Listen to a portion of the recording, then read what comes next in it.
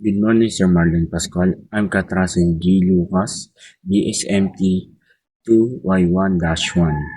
To create a duty framework for maritime cases, define duties, specify the roles and responsibilities of each party under maritime laws and contracts, establish standards, outline the performance and safety standards expected from each party, identify obligation, detail the legal and contractual obligations, such as providing a safe working environment and ensuring timely compensation.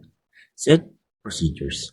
Describe the procedures for addressing breaches of duty, including grievance mechanism and dispute resolution. Review compliances. Implement and regular checks and update to ensure ongoing compliance with legal and contractual obligations.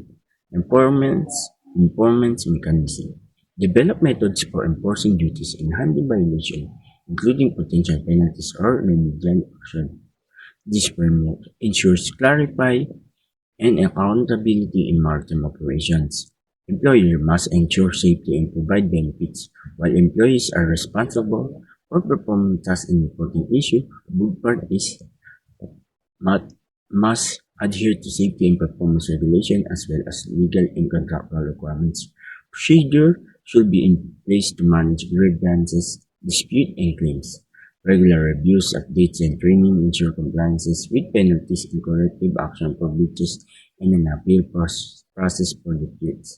Proper documentation for compliance and grievance is essential. Employers are obligated to provide a safe work environment and timely benefits, while employees must perform their duties responsibly and report any safety concerns. Adherence to established safety and performance standards as well as legal and contractual obligation is essential. Clear procedures should be set for handling grievances, dispute and claims, regular reviews and updates to policies, and combined with ongoing training help ensure compliance. Enforce include penalties for non-compliance and process for appeals, comprehensive documentation of all compliances and activity and grievances, crucial for effective management.